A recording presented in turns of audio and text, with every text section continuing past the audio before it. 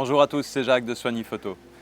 Aujourd'hui, Nikon nous a fait le plaisir de nous prêter ces deux nouveaux objectifs fraîchement débarqués. Donc le 70-180 f2.8 et le nouveau 180-600. Donc évidemment, on s'est empressé de sortir pour faire un petit test. Alors on a pris le Z9 parce que les Z8 pour le moment, on n'en a pas. Vous les achetez trop vite. Donc de toute façon, c'est la même chose, le test sera tout à fait cohérent avec un Z9. Alors, on va commencer par le 70-180. C'est un objectif que j'aime bien. Il y a plusieurs raisons. D'abord parce que dans la gamme des optiques Z, moi j'adore travailler avec le 28-75 2.8 que je trouve excellent en rapport qualité-prix. Et c'est vraiment le juste complément puisque 70-180, on n'a pas de trou et donc dans le range et dans l'utilisation. Le piqué est très très bon, la mise au point, il n'y a rien à dire. La bague, franchement, est très souple et elle n'est pas très ample, donc automatiquement on est très vite bon. On a un lock évidemment pour pouvoir le fixer une fois qu'on se balade. Ce qui m'a beaucoup surpris avec cet objectif, c'est justement le fait qu'à 70 mm, vous avez une mise au point qui est légèrement inférieure à 30 cm. Et donc, je me suis amusé à faire quelques macros et c'est quand même très agréable. Et quand on est à 180, on est, je pense, juste à 50 cm. Et donc, c'est un objectif où on peut faire de la macro sans trop de soucis et ça, c'est quand même très agréable. 180 en focale de portrait, ok, ça fait le boulot. Maintenant, le piqué est bon, qu'il soit au centre ou à l'extérieur. Le bokeh est très doux également. Et au niveau autofocus, rien à dire. L'appareil a très bien fonctionné, il faut le régler correctement bien sûr. Mais l'objectif est vraiment à la hauteur de ce qu'on attend de lui. Avec un prix qui est quand même très contenu puisqu'on est sur 1449 €. Donc c'est quand même moins cher qu'un 70-200. Voilà, pour des qualités qui sont relativement proches. Personnellement, je préfère le 70-200, mais ça c'est une question d'habitude. Ça fait 20 ans qu'on travaille avec cette focale-là. Et donc, voilà, c'est les 20 mm, mais c'est vraiment pour ergoter parce que moi, honnêtement, en qualité, j'ai rien à dire. Le 180-600 maintenant. Alors là, par contre, il y a quand même beaucoup à dire. C'est un objectif avec un zoom en interne, donc ça c'est déjà très agréable parce que du coup sa dimension reste relativement contenue. C'est un bestiau, c'est quand même quelque chose qui pèse un peu plus de 2 kg. Avec le pare-soleil, comme vous pouvez le voir, ça a quand même un sacré volume.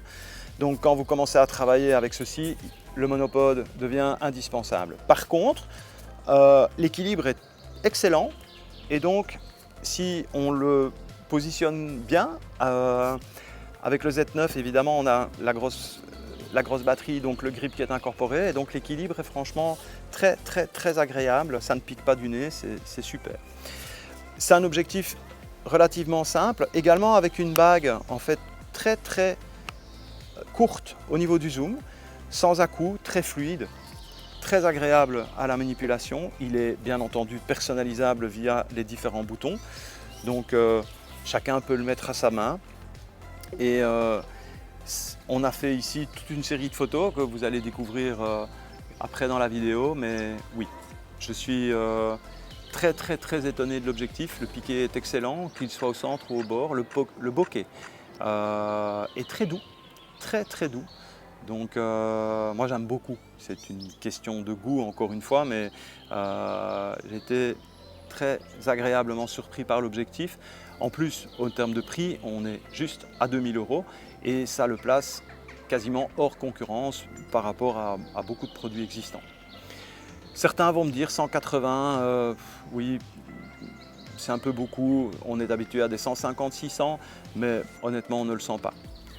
On peut tout faire avec l'objectif, ça reste quand même un objectif typé sport et animalier. On peut évidemment faire du portrait avec ou du paysage à 180, mais je trouve que pour ça, il y a d'autres objectifs qui sont meilleurs avec des ouvertures qui sont beaucoup plus adaptées.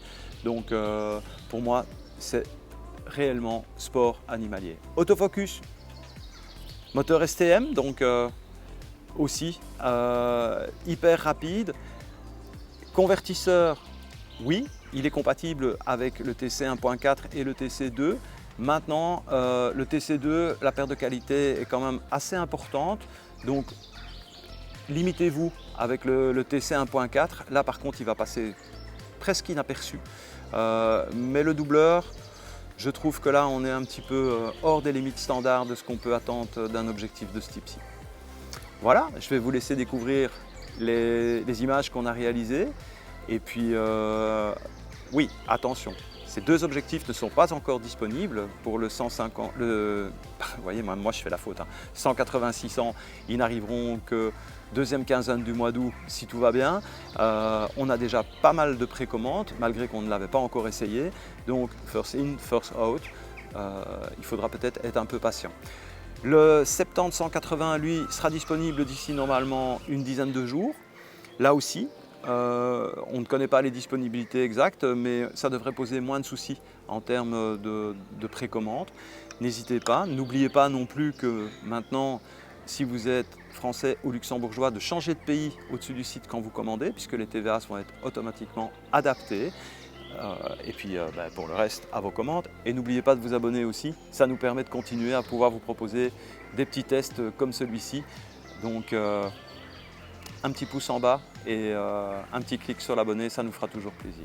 Allez, bonnes vacances et à bientôt.